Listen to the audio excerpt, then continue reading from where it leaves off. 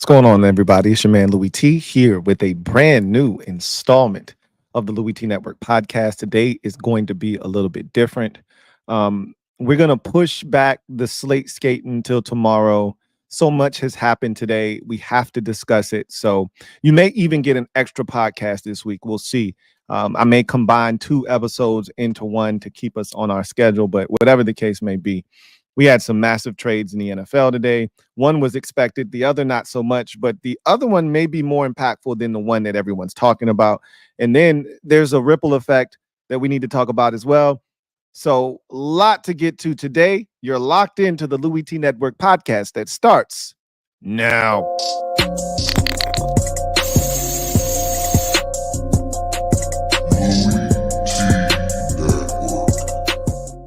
The Louie T Network is powered by MusicHead University. MusicHeads, classes in session.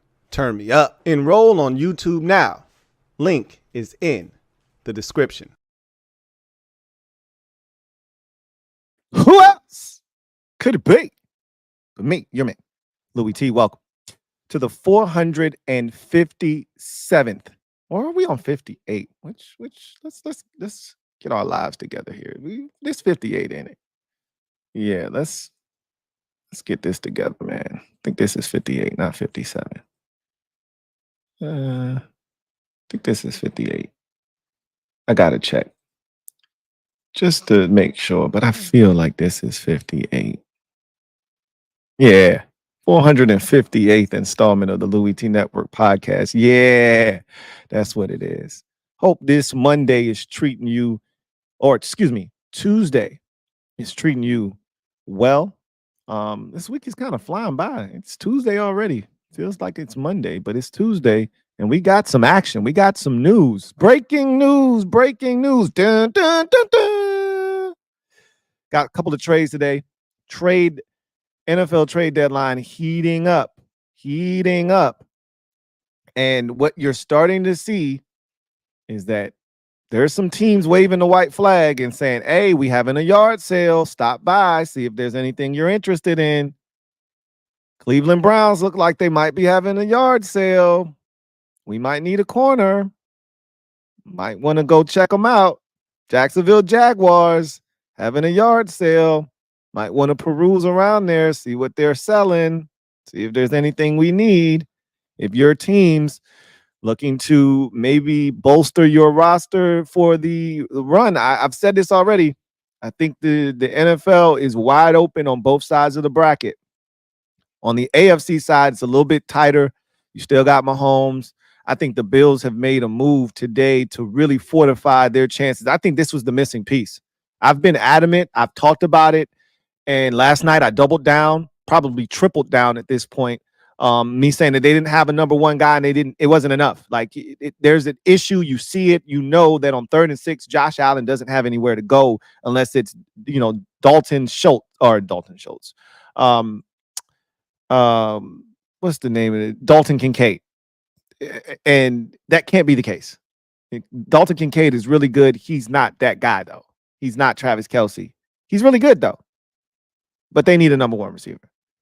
And clearly their front office, Brandon Beane and company, realized that. And everyone's talking about Davante Adams and him going to the Jets. They're 2-4. That's a circus. We'll talk about that here in a second. But that Amari Cooper trade might be the most impactful trade that took place of a wide receiver today. And I don't think enough attention is being paid to that. But speaking of which, let's get to the shits, shall we? I think we need to. Let's get to the Gem Droppin Session. Let me drop this gem on your melon. Open your mind, let your conscience be free. You're now rolling with your man, Louie T double E. Let me open you up, get you thinking a little bit. So, 2 big trades today. I want to also go back and double back and talk about a trade that happened yesterday. I'm going to start with the 2 big trades today, and then I'll talk about a trade that happened very quietly yesterday that no one really brought up that isn't a really big deal, but it just signifies that Jacksonville is waving the white flag as well. Let's start with the Davante Adams to Green Bay, or to the Jets trade. So Aaron Rodgers did his normal spot with Pat McAfee on Tuesday, and Surprise! Guess who was in the video with Aaron Rodgers? Aaron starts off and then he does this little head gesture, this motion like, hey, come on.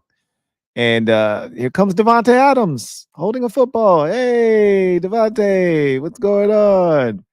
And so the trade has been completed. The Las Vegas Raiders trade Davante Adams. I saw some of the craziest memes of people talking about Davante's hamstring injury being all of a sudden healed, and they want him to play this Sunday. Um, I saw the funniest meme that went with this, or GIF rather, was the Willy Wonka. Him, remember he had a cane at the beginning of the movie when he opens the gate and the kids are on the outside and he limps there and he's got the cane and he falls forward and then he does a front tuck and stands up and he starts dancing and all the kids start, yay, that's there's nothing wrong with this man's hamstring.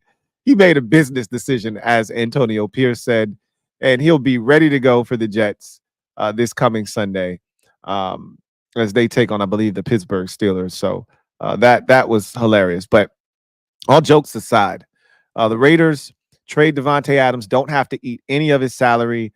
The Jets are willing to take on the rest of his salary this year and any money next year. There's no guarantees, I don't think, on his contract the next 2 years, but it's a hefty amount of money that he's due.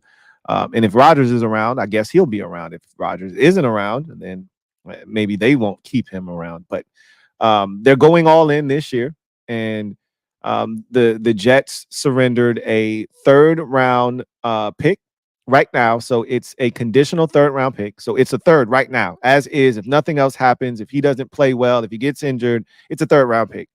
It's a conditional third that can turn into a second based off of performance. So I don't know what those stipulations are and how they can be met, but obviously if he plays well, it'll turn into a 2, and that's a hefty price to pay. I mean, it is Davante Adams, granted, but it's a hefty price to pay. It feels like they're mortgaging some of the future to try to win now, and there's nothing wrong with that. There's nothing wrong with that. The Jets haven't won in a very long time, and they're going after it. Does this fix all of the things that ill the Jets right now? No, it doesn't. But can it go a long way in fixing it? Sure, because there's a rapport between Aaron Rodgers and Davante Adams that you can't fake, you can't replicate, nor duplicate. Like it's a very rare chemistry that exists between the two of them that has been built up over a long period of time, and they don't need 3 months to figure it out. They don't need a month, 2 weeks to figure each other out. Aaron knows if he looks at Davante and Davante looks at the coverage, they know exactly what each other's thinking. That changes everything on 3rd and 6 for the Jets. You know who this really helps in this trade? First of all, kudos to the Raiders for taking a player that didn't want to be there, that you didn't want there any longer, and still finding a way to finesse someone for a second-round pick, because this was no secret. Davante Adams wanted out, and he's wanted out for a very long time, and you resisted for a very long time. You're part of the reason that this situation got to where it did, because this man has been screaming, kicking and screaming for a very long time that he didn't want to be there. And once Derek Carr was no longer there, he wanted out, and you held him hostage. And so part of this is your fault. This is your doing, and kudos to you for still finding a way out of this mess and not having to eat any of the remaining money. Good for you. All right. You found someone desperate enough. And I think, honestly, when this thing's all said and done, there was no one else desperate enough to do what the Jets did, which is give up essentially a second-round pick, because if he stays healthy, this is going to turn into a second-round pick, and eating all the money. It was really, when you look around the league, if this deal was going to get done, it needed to be one or the other. Like, you can't have your cake and eat it too. You can't get potentially a second-round pick and come out of this thing clean with no money attached to you at the end of the day. Like, it was going to take a desperate team to allow you to essentially get away with a robbery here. And the Jets are a desperate team that lost last night. And look, this deal was in the works before they lost last night. Trust and believe this was going to get done. But the loss last night made them more desperate than ever before, right? It put them at 2-4 in a state of, hey, we got to go and we got to go now. And so we can't afford to wait. Like you win the game yesterday and you go to 3-3 and you could wait a little bit longer and maybe the Raiders get a little desperate and say, okay, we'll eat a little bit of the money, right? Wait another week and maybe the Raiders show a little bit more desperation. But going to 2-4, you can't wait another week. You need him this week. You need him against the Steelers right now. And so that level of desperation notched up a bit after the loss last night and the deal got done. And I told you, deadline spur action. And the Jets are up against a hard deadline that they set for themselves. They can't afford to fall to 2-5 and still expect to have anything good come of this season. They need to win, and they need to win this week. So this deal had to get done. The biggest winner here, though, after the Raiders, I think the Raiders are the biggest winner here, honestly speaking. The biggest winner after this deal gets done is, believe it or not, and I know a lot of people are like, oh, where does this leave Garrett Wilson? This is a big deal for Garrett Wilson. Look, as much as Rodgers is going to force the ball to Davante, and he's going to throw it to him quite a bit, you know who's going to eat and eat good in the neighborhood? Garrett Wilson. Okay, he goes from now seeing every team's number one corner. A lot of times teams bracket coverage, double teams over the top. He goes from seeing all of that kind of attention to he gets the number 2, maybe even the number 3 corner, becomes a little bit of an afterthought here. And there's no more bracket coverage his way. There's no more, hey, make sure we're in and out in him and making sure that he can't hurt us. No, he won't be getting 15 targets a game like he was before this trade. But you know what he will be getting? A lot less attention from the defense and defensive coordinators on a weekly basis. This guy is no number 2 receiver we're talking about here. This is a number 1, a bona fide number 1 receiver who's going to get number 2 attention. Now, all of a sudden, he should thrive with the arrival of Davante Adams. And contrary to popular belief, Aaron Rodgers will spread the football around. Yes, in critical situations, he's going to be looking for his guy, 17. What number does Garrett Wilson wear? It's a single-digit number, right? Because I felt like we were being really disrespectful by giving Davante Adams 17, and I felt like somebody already was wearing 17 for the Jets. Am I tripping? I feel like Garrett Wilson is a single-digit number, and it's not him, but I digress. Oh, I remember now. No, that's not the case. It was he wears 17, and Commanders fans were doing edits with him in a Commanders uniform. I'm like, Terry McLaurin wears 17, right? You know you're being very disrespectful right now. We're on the same page here, right? And I get it. His number is 17. You're doing an edit. The easiest thing to do is just to edit the jersey that he's wearing. I get that, but that was a problem for me. But anyway, I digress. Garrett Wilson is going to eat off of this. And this Jets offense has a chance to be dynamic and explosive now. And the biggest loser here is Mike Williams. He eats. And, it ultimately may turn into a win for him. He can't be happy with the way things have gone thus far in New York. And Aaron Rodgers throwing him under the bus after the game last night, essentially saying, yeah, he ran the wrong route, which is a typical douche Aaron Rodgers move, right? He could have just ate it and bit the bullet and said, yeah, I underthrew him there, and I got to make a better throw. But, of course, in typical Aaron Rodgers fashion, no, he ran the wrong route. So I got to make sure it wasn't my fault. Such a douche. But Aaron Rodgers threw Mike Williams under the bus. Mike Williams hasn't been targeted as much as he thought he was going to coming over from the Chargers. Yes, he's coming off of a major injury last year, and he's not probably 100% himself yet, but he's still a guy that can help an NFL team. And if I'm the Kansas City Chiefs, or someone like the Chiefs who could use a big-time receiver, and if I'm the Jets, I'm not trading him to the Kansas City Chiefs, but Stranger things have happened, and the Jets are desperate to get rid of this guy. And I'm telling you, you can probably get Mike Williams for a 5th or 6th round pick right now. They don't want him. As long as you're willing to eat the remaining rest of his 1 year, $14 million contract, it's probably somewhere in the $7-8 million range that's left on that contract. As long as you're willing to eat that, you can get yourself a bona fide stud receiver that can go and get the football down the field, that can help your team try to win a Super Bowl. And then he comes off the books. He's a free agent next year. You can wipe your hands clean. If he doesn't play well, you move on, right? And all it costs you is a day 3 pick. If you have aspirations of winning a Super Bowl, I would look into trying to acquire Mike Williams if I don't love my receiver group right now. I'm not saying, I'm just saying. There are teams out there that probably feel really good about their chances this year who could use a player like Mike Williams. That's all I'm saying. I'd inquire because the Jets are going to move him. Aaron Rodgers threw him under the bus. That's as good as a kiss of death as I've ever seen. It's over. And where's the space for him? Between Allen Lazard, Garrett Wilson, and Davante Adams, where's the space for Mike Williams to even get snaps at this point? Because Aaron's boys are there now in Lazard and Davante Adams. And he still loves Garrett Wilson. There's no place for Mike Williams here. He was already not getting enough targets before this trip. Where's his snaps even going to come from? He's done in New York.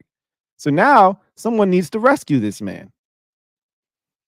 It'll be interesting to see who comes to the table and who the Jets are willing to deal with and what they can get for him, because I'm not giving you more than a 5, but my preference would be to slide a 6 your way, and Mike Williams could be yours. I think he's as good as gone. The question isn't if he's gone, it's when is he gone. The sooner the better. The sooner you can get your hands on him, the better I think it should be. I'll tell you this much. He can help. I've watched him play this year. They should have won that Broncos game. If they would have won that Broncos game, Mike Williams is the hero. He made some big catches in that ball game. Gave him a shot. So someone's going to get Mike Williams. I'm interested to see who.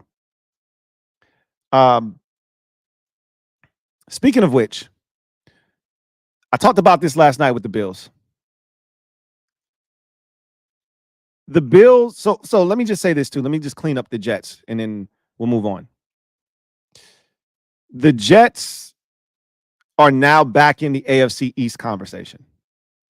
After last night, I declared them dead. This was over. They don't have enough. Now they're back, and this is what this deal does. Woody Johnson is a buffoon. One of the quotes from Woody Johnson today is, sometimes we overthink things. As an organization, we don't need to think. So you don't need to think. You just do shit, right? Just be impulsive. Don't think about it. Just do it. Be like a 5-year-old at the cash register about to check out that sees a bag of Skittles and says, "Mom, I want it." And she's like, "You got to spend your allowance if you want it." And he goes, "Yeah, I'll spend my allowance. I want these Skittles." And he gets hit over the head for a bag of Skittles that probably should cost him anywhere from 65 to 75 cents. He's paying $1.47 for a bag of Skittles. Poor kid. He worked 6 months to make $2, and pretty much most of it is gone now. But that's what happens when you're impulsive, right? Gotta have it now. Woody Johnson. Don't think about it, just do it. He's Nike now, huh? But it does give them a shot. It does give them a chance this year. We'll see what they do with it. They better fix the defense, though. Like, we can sit here and talk about the offense and this, that, and the third. They better fix that damn defense. That shit has not been great this season. And if they can't lean on the defense, you don't know how far you're really going to go. So we'll see. But let's talk about the Bills, because last night I talked about the and yes, Dorgunner said the Jets O-line is ass. That too. But there's only so much they can do there. Having Davante Adams will help Rodgers get the ball out of his hands quicker, because not only will it help him and Rodgers and Adams be on the same page, and he'll be able to get it out of his hands quicker because they know what each other's doing. Him and Garrett Wilson, for whatever reason, never got on the same page as far as, reading coverage, seeing what the defense is doing, and understanding what to do against that particular coverage. Rodgers is throwing a back shoulder fade. Garrett Wilson is taking it uptown. They were never on the same page. So that's dead now. Rodgers looks at him, looks at the coverage. Davante looks at Rodgers, looks at the coverage, and they both know back shoulder fade. Slant. Hitch. I'll just throw it to you. I'm going to just raise up. Everybody else thinks it's a run play. I just look at you. I raise up, and I'm going to throw you this hitch because he's playing 7 yards off. Like, he has that kind of connection with Davante. And also, I'll take it a step further. It's going to open up Garrett Wilson, and he'll be able to get it to him quicker too, because he's playing a guy now. A guy's playing him that's no match for Garrett Wilson. Most number 2 corners can't cover Garrett Wilson. So he'll get it out of his hands quicker. That'll help that offensive line as well. But when you talk about the Bills, last night, they won the game and you would have thought they lost, because at times I was pretty harsh, and I don't apologize for that. I know what I see. My eyes don't deceive me. I've been doing this for far too long to let the Bills slide because they're 4-2. It's not how my brain works. I know how this shit goes. And I could see it early on. And I told you guys that 3-0 start, I'm not buying it. I'm not buying it. I said, show me that you can survive without a number 1 receiver, because I don't think you can. And it's putting too much of the onus on Josh Allen. And we all know, as good as Josh Allen is, and as much as he can do, he can be his own worst enemy when you put too much on his plate. Because then he feels the need, I got to do it myself. And we saw that last night at times reared its ugly head. It also was part of the reason they won the game, but he almost had a fumble in the red zone that took away a scoring opportunity, right? They scored a touchdown, a play or two later after he fumbled. It almost cost them, right? Josh Allen trying to do too damn much. And that's the fear. When you don't have a number 1 receiver on 3rd down, you saw it early in that game when they blitzed and they tried to find someone to get it to, and Curtis Samuel couldn't create separation, and Mac Hollins couldn't create separation, and you saw it. And they're like, yeah, about that, we got to do something. And so I wasn't tripping. Brandon Bean said, I see it, man. You okay. I see it, bro. I see it. You're not tripping. I see it. I'm going to fix it. So he went out and got the cheaper of the 2 options in Amari Cooper, and he's exactly what the Bills need. He's the missing piece in Buffalo. Unlike Stephon Diggs, who is a diva receiver, who is going to make noise when he doesn't get the football and be disgruntled if things aren't going his way, Amari Cooper is quiet as one can be. Yet he is still a guy that can make the plays that need to be made in critical downs and distances. 3rd and 6, you can go to Amari Cooper. They don't have a guy right now that checks that box. They do now. And that's all they really needed, was a guy that they could rely on consistently in those crucial gotta have it moments. They needed a guy. I don't trust Khalil Shakir. I don't trust Dalton Kincaid. No disrespect to either one of those dudes. They're really good, but they're not a number 1 option. Now they all fall in their proper slots. I think Khalil Shakir could be a number 2, probably better served being a number 3 option. Dalton Kincaid can serve as your number 2 option. And now Shakir can be that 3rd option. And all of a sudden, you got this really good offense led by Josh Allen, all these complementary pieces. You can throw it to James Cook out of the backfield. You may have discovered Ray Davis is another option last night. There's a guy you can hand it to out of the backfield as a rookie who might be able to step up for you. Still got Ty Johnson, right? Curtis Samuel will continue to be good for you. Now he's going down the pecking order a little bit more, that serves him best, right?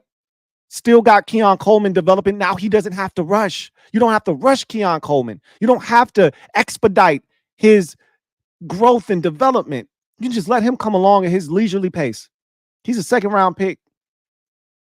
So you can treat him as such. This is the piece that they were missing. This is all I told them they needed was a guy like Amari Cooper. When the ball's in the sky and your QB needs a guy, it's somebody. They got a guy now. The Bills are legit now. I worry about their defense from time to time, but offensively, they got everything they need to contend in the AFC against the likes of Baltimore and Kansas City. They're now in the mix. They weren't before this trade. They're now officially in the mix. This is a bigger deal than Davante Adams, if you ask me. This is a bigger deal because the Jets seem like they're going nowhere fast. And again, at least the Davante Adams trade gives them a chance to compete in the AFC East after falling back 2 games last night with the loss. At least this gives them a chance to compete. But the Bills are the class of the AFC East. And this move puts them back in the conversation among the likes of the Texans, the Chiefs, and the Ravens. They're now back in that conversation with this move. This is a massive deal for the Buffalo Bills. They weren't going to be in that conversation without a move like this. They didn't have enough. And I've been saying that all year, and Brandon Beane agreed with me, which is why he made the move. Good for him to acknowledge the elephant in the room. Don't bury your head in the sand and hope that Keon Coleman develops and turns into Rashid Rice from last year. Don't bury your head in the sand and act as if this is just going to go away. Do something about it. Your window is still open. You have one of them ones in Josh Allen. Don't waste any season. Go after it. And he did. Good for him. Good for him. So that's a big move. But what this move, there's tentacles to this thing, right? What this move also says, all right, on the flip side of this, when you look at it from the Browns' perspective and the compensation here, I don't know all of the intimate details, but I know it's a pick swap and a third rounder is involved. On whose side, I don't know. But the assumption is on the Bill side, right? But we'll see, right? At the end of the day, this screams we give up. The Browns are now at 1-5 on the season.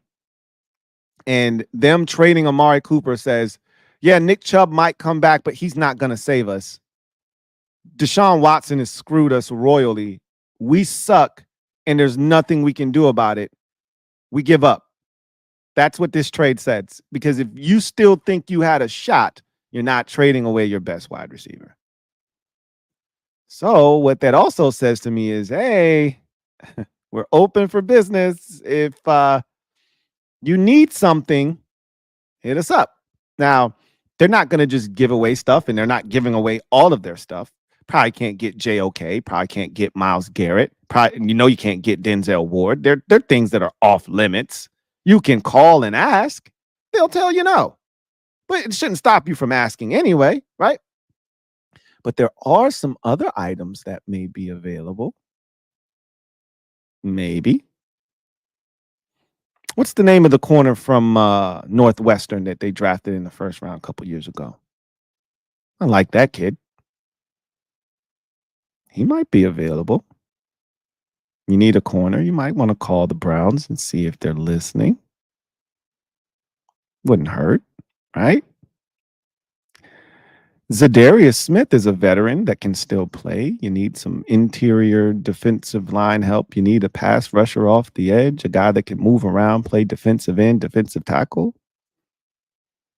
He might be available. He can help. Doesn't hurt to ask, right? He should be available. He's not a part of their long-term future, right? Those are the kind of guys that are available when you start to wave the white flag and you declare that you're having a yard sale. You know who else declared that they're having a yard sale? The Jacksonville Jaguars traded Roy Robertson Harris yesterday. Nobody even blinked. There's some stuff in Jacksonville that's pretty interesting. They got some pieces over there. If they're having a yard sale, I'd pick up the phone like, hey, what are you going to do with Evan Ingram? Do you still need him? If I'm a team looking to upgrade my tight end position, a healthy Evan Ingram is a dangerous Evan Ingram. You saw that in the game against Chicago over in London. His first game back, and the offense looked a lot better because Evan Ingram was back. I'm not saying, I'm just saying, I know Tyson Campbell's a little banged up, but how serious is the injury and how quickly is he going to be back? Because if you're giving away stuff, I'm looking at Tyson Campbell and I'm like, hey, could use the corner. What's it going to take? There's some stuff over there. I'm not saying, I'm just saying. If they're giving away Roy Robertson Harris for a 6th-round pick to Seattle, that's a hot ham and cheese sandwich that's cold. That's a already half-eaten bag of chips in a juice box with no straw. If they're giving him away for a 6th-rounder, I got to pick up the phone and call. I got to ask, hey, Jacksonville. Hey, Big Head. Hey, what you up to? Hey, I saw you made a trade the other day. Pretty interesting stuff. So what are you guys doing over there? I'm not saying. I'm just saying. Right? Doesn't hurt to ask. Doesn't hurt to ask. I would assume a guy like Tyson Campbell, probably a part of their future. Still going to ask anyway. The worst they can tell you is no. Not interested. He's a part of our future. He's one of our nucleus, our building blocks. That's cool. Just had to ask. Right? And after this week, guess what? There'll be some other teams in that same boat. Like a Tennessee, for instance. Hey, what are you guys doing with some of your stuff? You got some interesting pieces over there. You guys stink. If I'm a team like the Chiefs, once again, I'm looking at the DeAndre Hopkins and I'm saying he can still play. He can still play. Don't have to give up as much for him as I would say, big time receiver that might be available somewhere else. You're not going anywhere this year. You don't need him. Let me get him. Right? He's not a part of your long-term future. They just gave L'Jarius Sneed a bag. You interested in keeping him? Because he could fit into our long-term plans. If you don't need him, we'll take him off your hands. They can only say no, right? They need a quarterback. It's going to be a while before they're good again. You got to try. You got to try, right? You got to check the temperature. But it's going to take one more loss. They play in a bad division. I mean, the Texans are good there, but it's going to take one more loss. They're only 2-4, I think. I think they might be 2-3. Yeah, no, they only won one game. They're 1-4. So it might take one more loss for them to feel like, okay, we waved the white flag. And this week we'll do that for some teams and put them out of their misery, right? Then there's the curious case of Haason Reddick. Let's talk about it.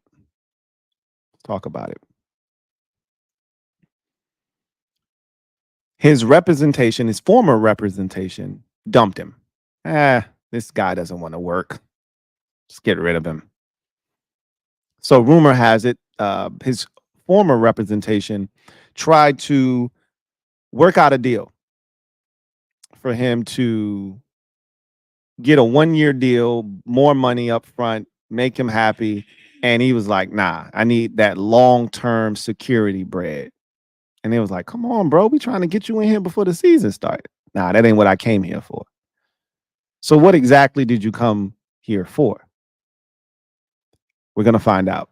The Jets have given him and his new representation a small window to seek a trade. Go find you a trade partner. Hurry up.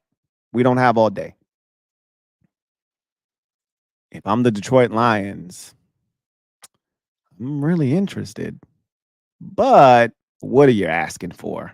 And I'm not talking about trade compensation because the Jets are in no position in terms of power here to demand anything from a trade asset standpoint. I'm talking about Haason Reddick. What do you want in a long-term deal? And what is actually long-term to you? Because I was thinking 2 years. You're probably thinking 3 years. You're probably thinking 20 north of 20 million. I'm like, yeah, how about 19? So a lot of things to iron out there. But someone's gonna fork over some cash to this man. He's worth it. I'm interested. I know that much. There's a rumor going around that if the Jets trade him and they trade him into the NFC, the Jets would have to forfeit a second round pick as a part of the stipulations of the contract, or the trade rather, with Reddick and the Eagles and the Jets. They would have to fork over a second round pick with the Jets to the Eagles if he is traded within the NFC. That complicates things, because if I'm the Jets, I'm already almost on a hook for a second rounder here, right? This year. And then you want my second rounder in 2025 as well, or 2026, I believe it would be. I think that's when that trade, all of that, the details of that trade were kind of hammered out. Maybe that's why Howie Roseman pushed it out to 2026. Because he's like, yeah, if this thing, because we kind of see where this thing is going. And if you don't give him what he's looking for, he's not showing up for work. And if you have to trade him and you decide to trade him back to the conference, we traded him to you for a reason. We don't want to see this guy. You trade him back here and we got to play against him. I'm gonna have to dock you a second round pick. That's 2 years in a row that I don't have a second round pick. If Adams works out, they don't have a second round pick in 2025. If they trade him back to the NFC, then they don't have a 2026 second round pick. If that's in fact true. I'm not doing that if I'm the Jets. Someone in the AFC is going to have to come and get this guy. Or he's just going to stay on this roster and he'll show up in week 11 or 12 or whatever the CBA demands that you show up to have this count as an accrued season. But I digress. A lot of interesting things going on. A lot of little ripple effects going on with the trade deadline. I'm just telling you, shit's getting really interesting. Trade deadline's heating up. This looks good. I'm enjoying it. And I'm keeping tabs on all of it. So let's transition to social media maneuvers. I'm a midday marauder. Y'all know what it is.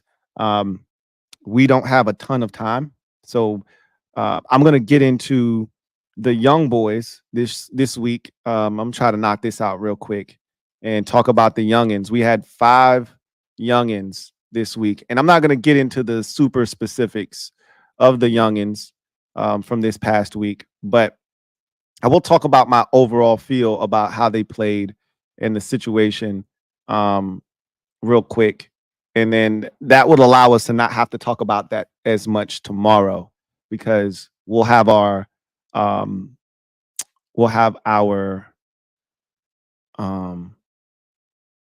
power index tomorrow, as well as we'll go slate skating tomorrow. So let's knock out the youngins today. We'll start with the number 1 overall pick, Caleb Williams. Man, did he have a fantastic go of it on Sunday.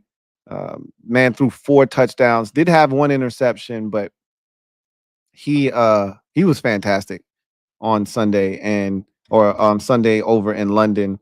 And that's now 3 wins in a row for the Bears. They're now 4-2. They're on their bye week. Caleb Williams had his best performance as a pro, and it wasn't even close. This was him looking as comfortable as I've seen him look in a Bears uniform. And I'm starting to see the confidence of the players around him on the offensive side start to show. And that's important, that the guys like DJ Moore and, the offensive line, the running backs, et cetera, they're starting to believe, this kid's not going to make us look like an idiot. And they're selling out for him. And the play calling's getting better. It's all starting to mesh a little bit more. 23 of 29 for 226 yards, 4 touchdowns, 1 interception. It's almost 5. One of the last one got called, down at the like a half-yard line. They ended up running it in, but he was fantastic, and he's eluding pressure. He did get sacked 3 times in this game, but he's eluding pressure. That's the only thing I worry about with him now is he does a lot of that Houdini escape bullshit, and it's cool when it works. It looks cool. It's fun. It's awesome, and it worked on Sunday against Jacksonville. But when it doesn't, that's a 16-yard loss. Whether it's intentional grounding, when you realize, oh shit, I can't get out of this. And you're still in the pocket, and there's no one where you threw the football, or you didn't get it back to the line of scrimmage, or he just gets sacked. He gets caught, right? But he had a couple of those ridiculous plays where he runs around, creates, and then finds someone, and he just looks way more comfortable. He looks in command of that offense all of a sudden, and it's good to see because the kid's got tremendous talent. And so what's interesting is now, coming off the bye, they're going to be going to Washington, and it'll be the number 1 overall pick versus the number 2 overall pick. And they'll be 4-2, and the Commanders will have a chance to win on Sunday. And if they can do that against Carolina, they'll be 5-2, and it'll be probably one of the best matchups record-wise we've ever seen between a number 1 and a number 2 pick overall in their rookie seasons this late into a season. And you're talking week 8, and both teams are, 2 or more games over 500, potentially, obviously, if the Commanders get it done. And so either way, whatever happens with the Commanders game, they're going to be over 500, and both teams will have 4 wins. And so that's got to be a record because generally number 1 overall picks go to bad teams, and they're not good in their first season. So, and you probably could say a lot about the same for the number 2 overall pick, but we saw CJ Stroud do it last year. But that's going to be a fun one. Speaking of fun, Jaden Daniels continues to play really well. He was outstanding in the loss the Commanders had to the Baltimore Ravens. 35-16 was the final score. Bears dominating the Jags, and Caleb Williams really making it look easy at times. 30-23 was the final score in the Commanders and Ravens game. Ravens get the win. Commanders fall short, but Jaden Daniels, he lived up to the billing of Lamar versus Jaden. 24 of 35, which is the most passing attempts he's had this season, for 269 yards, which is also a career high in yards for him this season. 2 touchdowns, no interceptions. So he continues to take care of the football. Just Jaden Daniels, not one of his better rushing days. They've got to credit the Ravens for keeping him intact and there, and not allowing him to have an impact on the game with his legs. But when it's all said and done, Jaden Daniels in this game, he made some of the best throws of his young NFL career, and that's a hell of a statement, and that's saying a lot, being that the Cincinnati game is hard to top. And some of the throws, that throw to Terry McLaurin, what some of the throws in this game. There are 3 in particular, 2 to Terry McLaurin. I mean, you could add a 4th in there to Noah Brown, and then the 1 to Zach Ertz. These are ridiculous throws, man. I mean, this guy's next level right now. And he did nothing to lessen his what feels like a vice grip on the offensive rookie of the year. He did nothing to change that. Now, Caleb Williams definitely said, hey, don't forget about me. I was the odds-on favorite before the season started. Don't forget about me. I know Jaden Daniels is overtaking me, but I'm not going away quietly. So both of them had extraordinary days, but the Bears were able to win, and the Commanders were not. But Daniels was fan-effing-tastic yet again. Let's go to Bo Nix next, the 12th overall pick in the 2024 NFL Draft. Final quarterback taken in the first round this year of the 6. He made his 6th start of the season, and it didn't go well. Bo Nix struggled in this game mightily. And with Bo Nix, it's just so hit or miss with him. There are times where you go, man, Bo. One thing I can say about Bo is he's going to use his legs. and they work, right? And they translated very well because you didn't see him for a couple years at Oregon. He didn't need to use them as much, but you're seeing him out of desperation. But Bo Nix, 19 of 33, 216, two touchdowns, one interception. The interception was really bad early in the game too, where you just can't have it then, right? If you're gonna throw it, don't throw it at the very beginning of the game. I mean, if you're gonna get it out your system, get it out your system. But still, they fell behind 23-0 in this game, and part of it was because they couldn't sustain any offense. He turned it over. They were going 3 and out. They just were out of sync. He made a run of it though late, and the 2 touchdowns came in the second half. And I told you this in week 1 when they lost to Seattle. He never stopped fighting in that game, and I love his grit and his determination.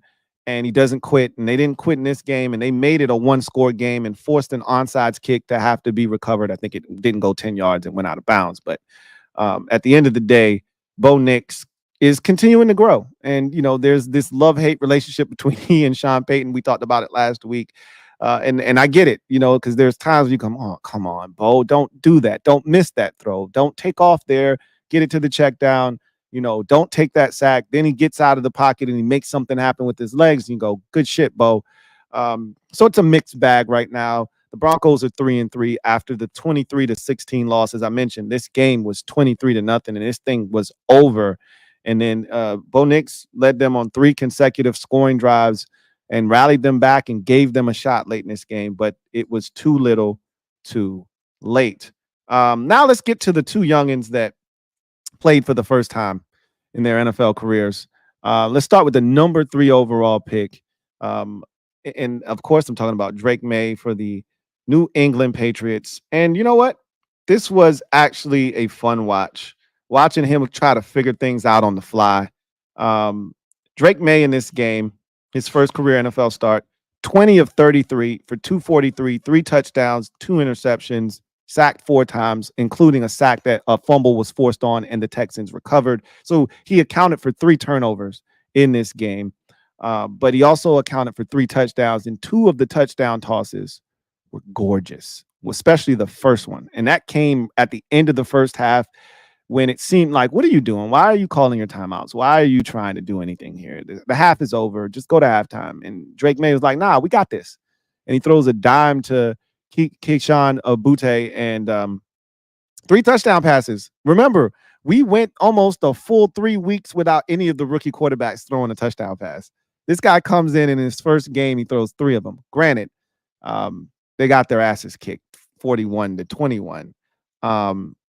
It was still nice to see Drake May get out there, make some plays with his legs, a couple of nice scrambles, extends, things of that nature.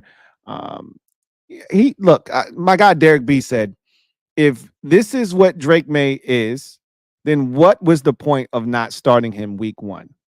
And to that, I say maybe he wasn't ready to do this 5 weeks ago. Maybe he needed this time to be more comfortable with the offense and everything that went with it to be able to come out and play like this.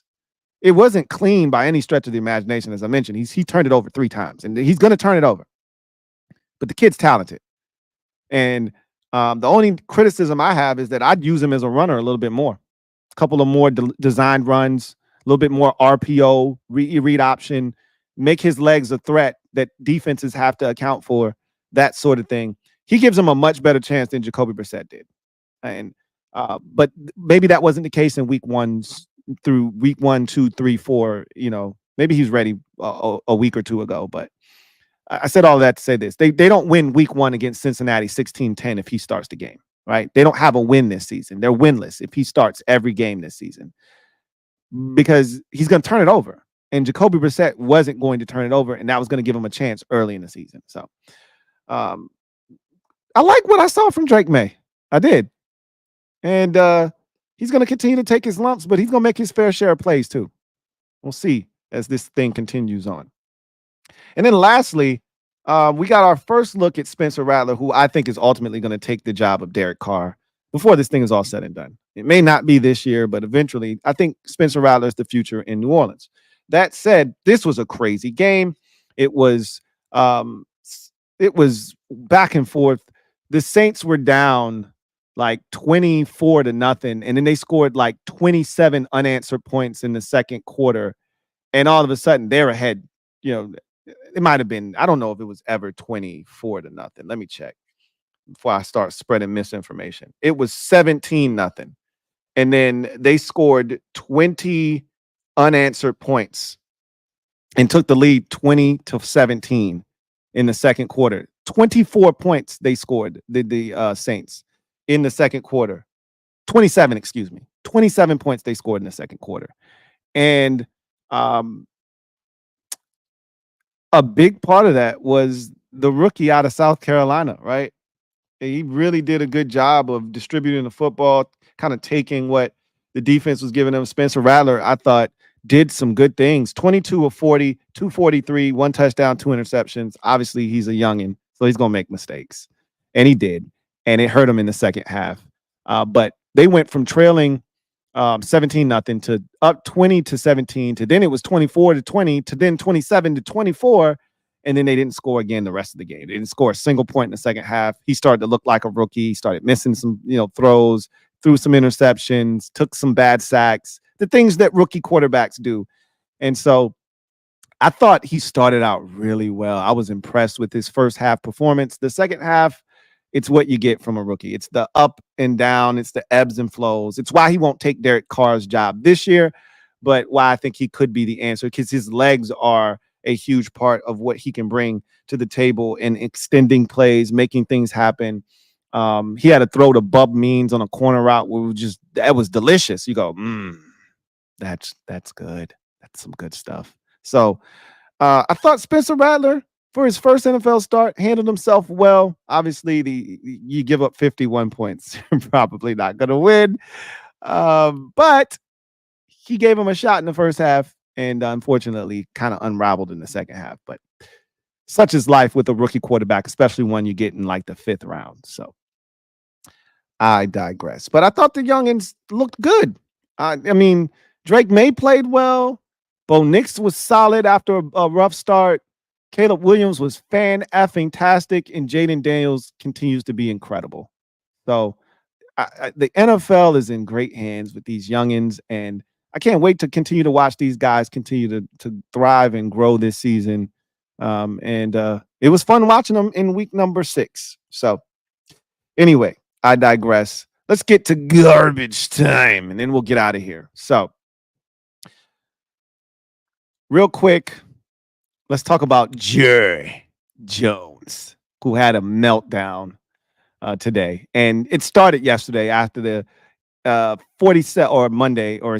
started on Sunday after the 47-9 ass whooping on his birthday. What a great gift the Detroit Lions gifted him. Take this ass whooping on your 82nd birthday. Here you go. Surprise. For Jerry, that would be the equivalent of a black stripper coming out of his surprise birthday cake. Surprise, black stripper. No, he doesn't want a black stripper. Yes, got him. Cha-ching. So Jerry ranted after the game, saying, what do you think? I'm an idiot? You think I'm an idiot? Not going to talk about my coach and whether we're going to fire him during the season. You think I'm an idiot? Well, I'm not. Jerry's not an idiot, right? So then we get to his weekly radio program, and good old Jerry was not excited to get some of the questions he got from the guy asking him questions on the radio program. You're not going to ask me questions that I don't want to answer. You think you're so smart? You think you can do a better job than me, Jared Jones? Huh? Tell you what, you keep asking me these type of questions, you won't be doing this anymore, right? Let me read you the transcript from Jerry Jones's meltdown today. This was yum yum, eat 'em up, delicious, right? let me pull this up for you, right?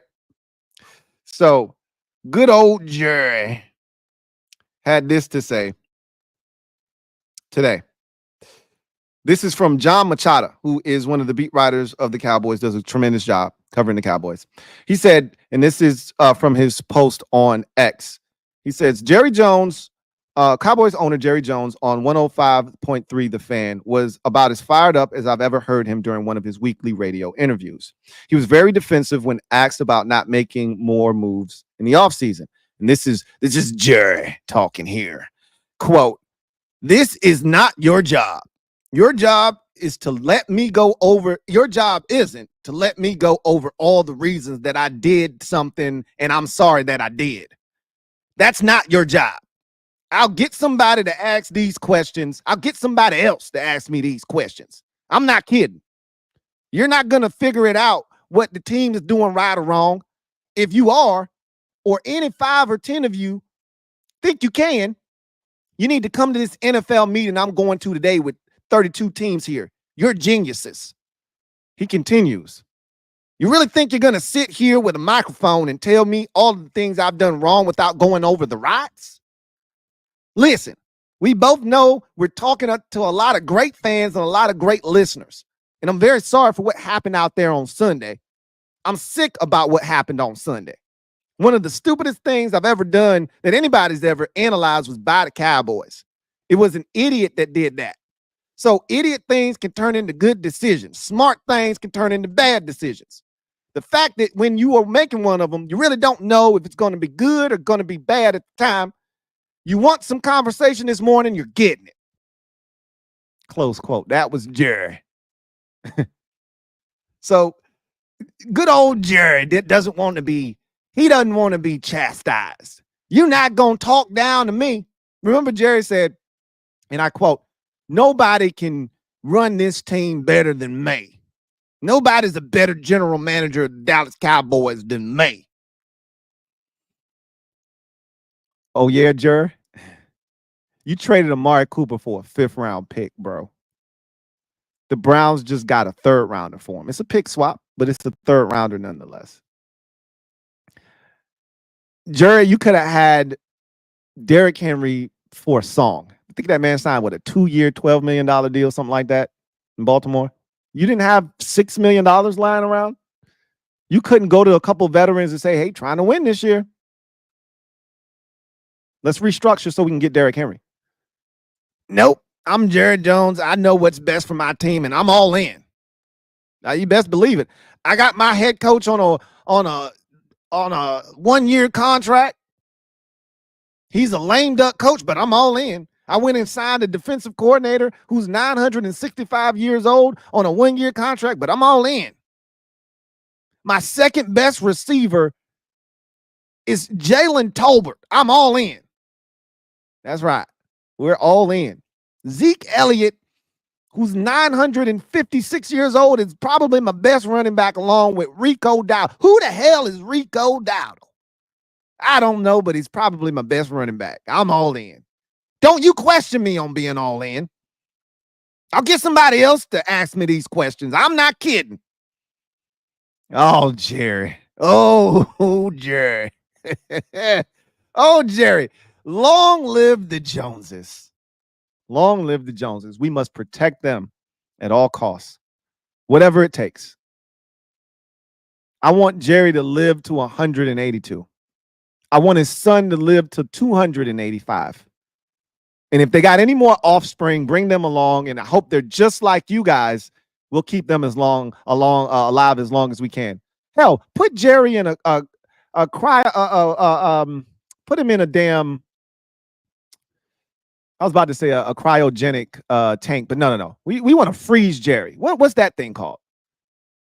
Put him in one of those things.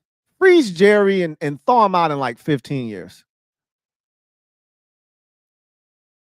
Just so let Steven run the team for the next 15, then thaw Jerry out and bring him back. Damn it, we need him. Anyway, I digress. Don't you just love it when a plan comes together? The sky's falling in Dallas, and it can't fall slow enough. Just don't rush this. I want to savor this. Like a good originals Werther's. I want to savor this. Don't bite it. Don't bite it. Just savor it. Just gonna let this thing happen and enjoy it. Good old jury. Ah. That's gonna do it for me, your man Louie T, here on the 458th installment of the Louie T Network podcast. I look forward to chopping it up with you guys next time, which will be tomorrow. And we'll get into week number 6 and slate skating and all that comes with it. I'll give you my power index going into week 7 and more tomorrow on the show. Probably a longer podcast tomorrow. It'll be probably an extendo clip version. So look forward to chopping it up with you then. For you Commanders fans, look forward to chopping it up with you. If you're a member of the MOBB, we'll be watching a film tonight.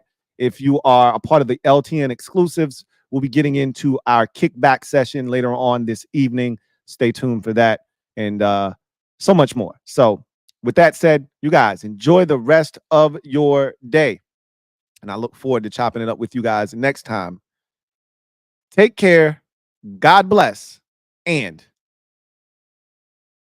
he gone. LouieTeeNetwork.